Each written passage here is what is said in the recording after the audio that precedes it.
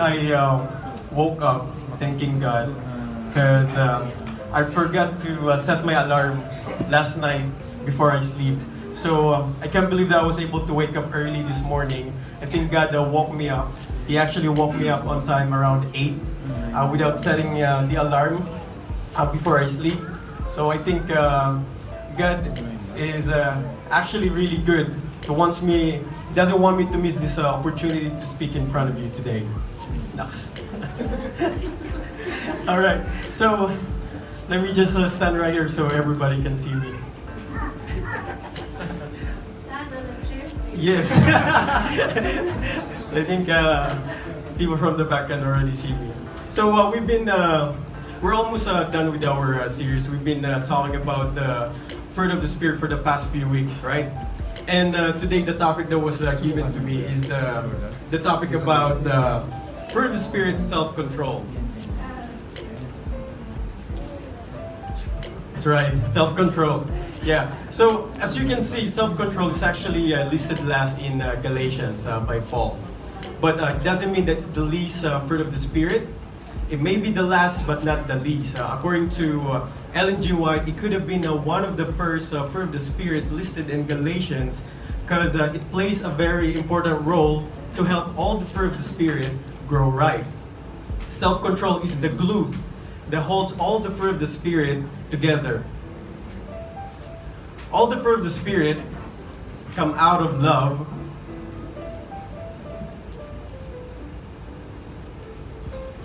All the fruit of the Spirit come out of love, but they're all held in place by self-control.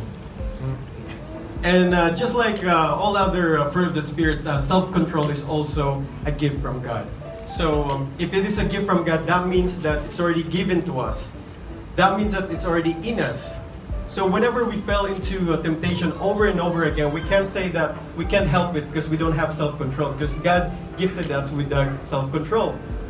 So now, can you tell your seatmate, remind them, tell them now that, brother and sister, you have self-control. Yes, that's right.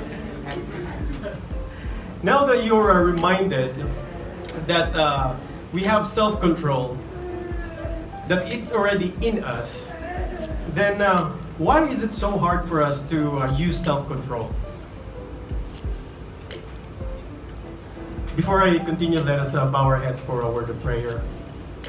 Our Father in heaven, we thank you for this Sabbath day. Thank you for this opportunity to worship you again. Thank you for the fruit of the Spirit. As we talk about self-control, may your Holy Spirit speak through me, that we'll be able to understand your words, your message, and that we'll be able to apply it in our daily lives. God, thank you so much for everything. Thank you so much for always hearing and answering our prayers. In Jesus' name we pray. Amen. During our board meeting, Pastor Alex was actually announcing the people who's going to be part of this series. I was already aware, we were already told ahead of time, so I'm pretty much aware that I'm going to be talking about self-control. But Pastor Alex was just doing the announcement to make it official and to make other members of the board be aware about the series and who's going to be part of it. And while Pastor Alex was doing the announcement, I think they can still remember this scenario. While he's announcing about this series, he's also giving a little bit of explanation why he's giving this topic to a certain person. So this is not his exact words, but this is how I remember it, right? You can still remember. So let's say the fruit of the Spirit, joy. Pastor Alex said that he's gonna give this topic to Pastor Jay, because Pastor Jay would be the best person to talk about joy because he knows a lot of things about the topic.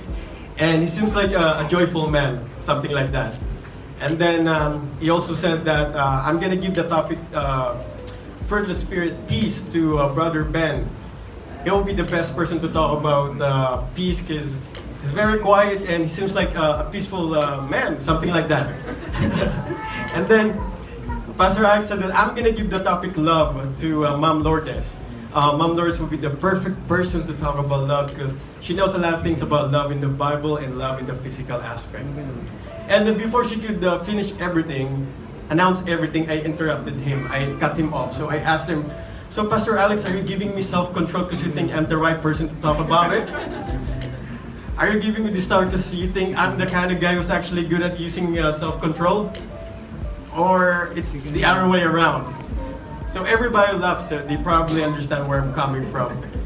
I even laugh at myself because I know myself so well, and I know I'm pretty bad at using self-control. But at the back of my head, I thought that this would be a good opportunity for me to share my struggles with self-control. This would be a good chance for me to study self-control and also share the things that I've learned from it and share it with you. I know that if I'm going to talk about self-control, everybody can relate to it, right? Now, let me ask you this. Is there anyone in this room who is not struggling with self-control in any areas of your life? Please raise your hand. I'm talking about not struggling with self-control when it comes to your food, with your appetite. I'm talking about not struggling with self-control when it comes to your spending habit or the way you spend your money. I'm talking about not struggling with self-control when it comes to your temper or patience, or even with your sexual desires. If you do not have any problems using self-control, please raise your hand. I want to know who you are. I want to know how you do it. I want to be coached or mentored by you. Raise your hand. Okay, nobody? Alright, so let me ask another question then. Is there anyone in this room who is just like me, struggling with self-control in many areas of your life? Please raise your hand. Alright, amen. Thank you, thank you. Well, I'm glad to see all your hands up in there because I feel like I'm not alone in this. You see, if we are trying to improve something in ourselves, first thing that we need to do is to be aware of the things that we need to improve. And by raising your hand, it's like realizing, it's like admitting that there are things in our lives that needs to be improved. And in this case, we're talking about our self-control. It is hard to have self-control all the time, like 100% of the time. But I'd like to let you know that we are not alone in this battle. We are not the only people who's actually struggling with self-control. There are also people in the Bible, characters in the Bible who actually failed to exercise self-control. Let's start from the beginning. We have the story of Adam and Eve. God gave them specific instruction at the time to eat all the fruit except the fruit that will come from that specific tree. But due to lack of self-control, they ate the forbidden fruit. And we already know what happened next, right? We also have the story of King David. King David has slept with Bathsheba. Bathsheba is actually married to Uriah. Before Uriah, is that how you pronounce it? Okay, Uriah, that's Uriah. Okay. Before King David slept with Bathsheba, he actually asked one of his servants. And his servant told him that Bathsheba is actually married to one of his servants.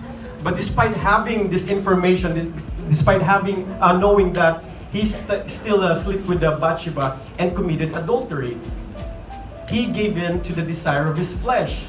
He even planned to have Uriah killed during the battle. Uriah. Sorry, thank you. Oh, there we go. Thank you, Doc. And also we have the story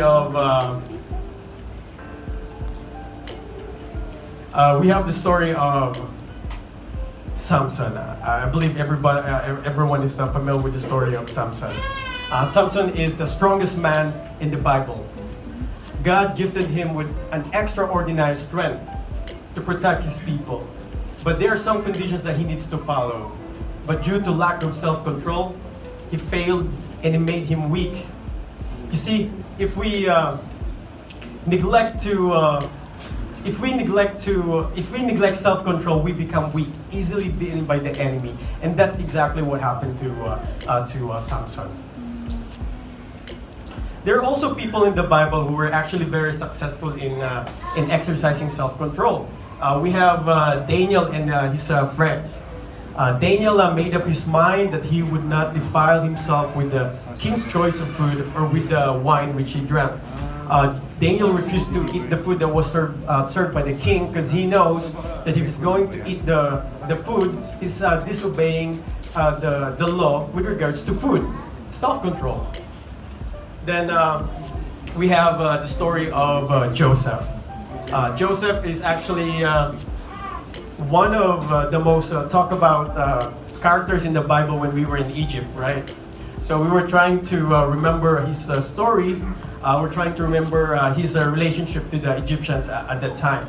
And today we're talking about how Joseph exercised self-control by when he was seduced by the wife of the king Potiphar.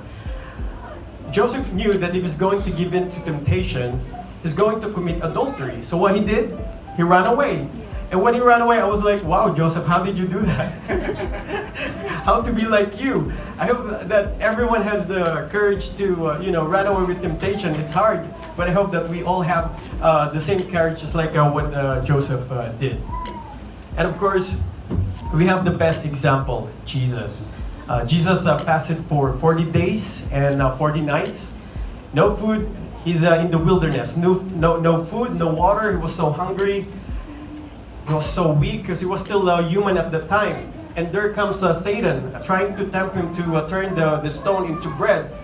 But Jesus didn't listen to him. Instead, he used the gift of self-control. God gave us self-control not to control the situation or the people around us. God gave us self-control to control ourselves. And that's exactly what Jesus did during that time. Jesus has the power to control Satan at the time and make him disappear, right? But he didn't do it. Instead, he chose to have self-control. Jesus wanted to show us how to use self-control even in the most difficult times of our life. God gave us self-control as our protection. A man without self-control is like broken into and left without walls. Proverbs 25:28. If we can still remember Nehemiah is actually part of our Sabbath school lesson. Ezra and Nehemiah, they came back to Jerusalem, right? They came back to help his people. And one of his projects is to build the city, the walls around the city.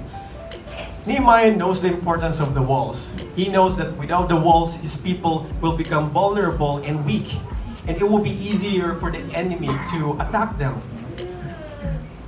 Just like these walls, our self-control protects us. Now, while I was studying about this topic, I also learned that self-control also means self-discipline. It's a training.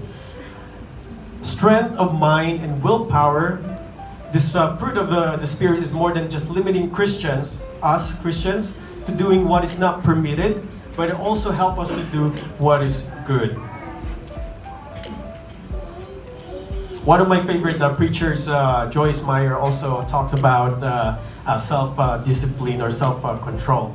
She said that we are never going to enjoy stability. We are never going to enjoy spiritual maturity until we learn how to do what's right when it feels wrong. And every time you do what's right by a decision of your will, using self-control to go beyond how you feel, the more painful it is in your flesh, the more you're growing spiritually at that particular moment. She knows the battle or the controversy between our hearts and our flesh.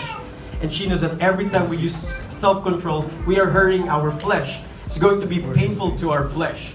Every time we use self-control, we are torturing our flesh. And every time we do that, we are growing spiritually. I also said that I lost it. Self-control is the ability to choose or do what is right regardless of the situation. Because I believe that self-control always brings good result all the time, right? That's mine. Now, how are we going to improve self-control?